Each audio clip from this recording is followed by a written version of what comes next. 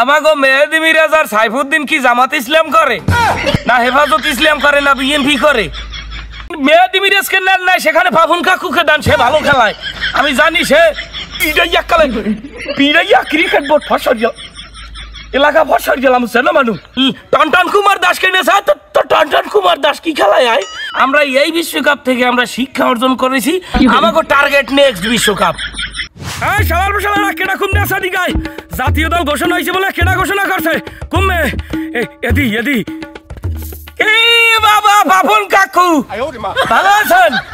এই যে টি-20 বিশ্বকাপের জন্য যে দলটা ঘোষণা করা হয়েছে, এই দলে তো 2-3 জন প্লেয়ার কম পড়ে গেছে। এই দলে ওপেনিং জুটিতে তো দরকার আছে নাজমুল হাসান পাপন কাকুকে। এই দলে ওয়ান ডাউনে থাকবে নাজমুল হাসান পাপন কাকু এবং মিনাজুল আবেদিন নান্নু, এবং আছে আমাদের সুজন কাকু। অলরাউন্ডার হিসেবে সুজন কাকু আর সালাউদ্দিন কাকুকে নিতে পারেন না। আপনাকে এই যে জাতীয় দলটা ঘোষণা করছেন, এটা তো বাঙালির পছন্দ হয় নাই। আমাগো দরকার জাতীয় দলে আমাগো নাজমুল হাসান পাপন কাকু থাকবে, মিনাজুল আবেদিন নান্নু থাকবে, সুজন কাকু থাকবে। বিসিবি থেকে মিনিমাম 4-5 জন প্লেয়ার ওখানে থাকা দরকার। আচ্ছা, আমার একটা প্রশ্ন, আমাগো মেহেদি মিরাজ আর সাইফুদ্দিন কি জামাত ইসলাম করে না হেফাজত ইসলাম করে না বিএনপি করে? এরকমের বাদ পড়ার তো এটা তো অলৌকিক ঘটনা। এই বিসিবি আর ঘরের বউ এই হইলে এক হোমানে মশার বাচ্চা মশাকে পিড়াইয়া রোববার জাতীয় দল ঘোষণা করে। কি দেখি তুই কামড়াও খাই মশার বাচ্চা মশা চুল ফ্রাই।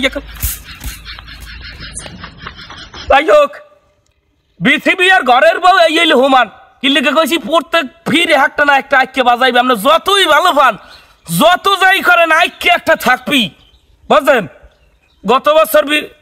গত বিশ্বকাপে মাহমুদুল্লাহ নিয়ে একটা সমালোচনা হয়েছে না?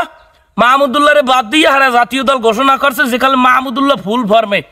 হ্যাঁ, এরপর সারা বাংলাদেশে আন্দোলন হয়েছে, ঝাড়ু মিছিল হয়েছে, জুতা মিছিল হয়েছে, পিসা মিছিল হয়েছে। হ্যাঁ, কয় কি কয় আমাকে টার্গেট হলে নেক্সট বিশ্বকাপ আইসে। এই বিশ্বকাপে এবার মেহেদি মিরাজ আর সাইফুদ্দিন নাই। ম্যাডাম মেহেদি মিরাজ এই যে তানভীর ইসলাম ছেলেটার এনেছেন, এই যে শেখ মেহেদি নেছেন, এই যে রিশাদ হোসেন নেছেন, এই যে ব্যাটি এই যে 3টা প্লেয়ার এগোসাই কি মেহেদি মিরাজ কোনান দিয়ে পাউছেন না? মেহেদি মিরাজের আমরা ধরিয়ে রাখছি ভবিষ্যৎ সাকিব আল হাসান, ভবিষ্যৎ নাম্বার 1 অলরাউন্ডার, ভবিষ্যৎ ক্যাপ্টেন। সেই ভবিষ্যৎ ক্যাপ্টেন জাতীয় দলে চান্স পায় নাই। এখানে আবার আইছে মশার বাচ্চা মশা পিড়াইয়া ক্রিকেট বোর্ড ফসল এলাকা ফসল গেলাম সে না মানুষ। সেইখানে সাইফুদ্দিন মেহেদি মিরাজ চান্স পায় নাই কেন? মেহেদি মিরাজ আর সাইফুদ্দিন কি জামাত ইসলাম করে না জামাত শিবির করে না হেফাজত ইসলাম করে? কোনটা হাত পা খামার খায়? দাঁড়াইছে হাত পা খামার খায়। মেহেদি মিরাজ কেন বিশ্বকাপ দলে স্কোয়াডে থাকবে না? ও থাকবে বেস্ট 11 এবং নাম্বার 1 অলরাউন্ডারে। যে সমস্ত প্লেয়ার নিয়েছেন এগোসাইয়া শত গুণে মেহেদি মিরাজ ভালো খেলায়, শত গুণে। সেখানে মেহেদি মিরাজ কেন থাকবে না? আমার কথার উত্তর চাই। যে রোম বোলিং, এই রোম ব্যাটিং, পেসার আর স্পিন নাই, হোমানে পিডিয়ায়, বিপিএল এ ফর্মে, জাতীয় দলে ফর্মে, ওডিআইতে ফর্মে, টেস্টে ফর্মে, সেখানে মেহেদি মিরাজ কেন জাতীয় দলে থাকবে না? আমি এই প্রশ্নের উত্তর চাই। তা যখন মেহেদি মিরাজ নাই, যখন মেহেদি মিরাজ দলে নাই, সেখানে পাপন কাকুকে দিতেন।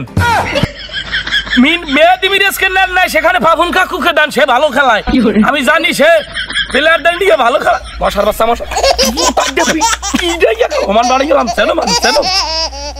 জুমকার উপরে যার মশার উপরে জারি। এরপর এই সাইফুদ্দিন পোলাডা হারাল্লা কি ফর্মে, অলরাউন্ডার একটা ব্যাটসম্যান। হার জায়গায় কে নিয়ে তুই তাসবির হাসান সাকিব প্লেয়ার নামও জানি না, জাতীয় দল ঘোষণা করছে। আমাকে তামিম, আমাকে মুশফিক, আমাকে মাহমুদুল্লাহ, আরে আমার কোথার সরান হরিণ, সেই হরিণেরা কোথায়? হ্যাঁ, বাদ দিয়ে জাতীয় দল ঘোষণা করছে গোলাপের ভয়রা।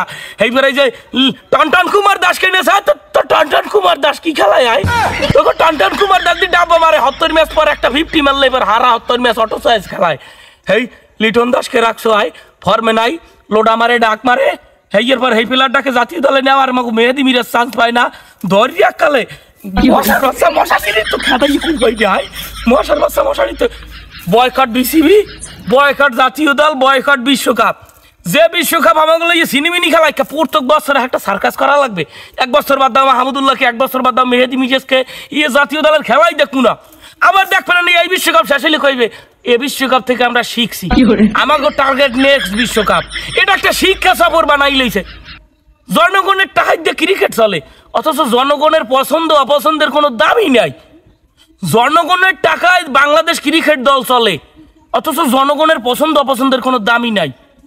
এটা একটা শিক্ষা সফর, আমাকে কোথায় শিক্ষা সফর করতে যায়, প্রত্যেক বিশ্বকাপে যাইবে, প্রত্যেক আন্তর্জাতিক ম্যাচে যাইয়া কইবে, একটা শিক্ষা সফরের নাম যাই কইবে আমরা শিখছি, আমরা এই বিশ্বকাপ থেকে আমরা শিক্ষা অর্জন করেছি, আমাকে টার্গেট নেক্সট বিশ্বকাপ, এই বিশ্বকাপ থেকে আমরা শিখছি, আমাকে টার্গেট নেক্সট বিশ্বকাপ।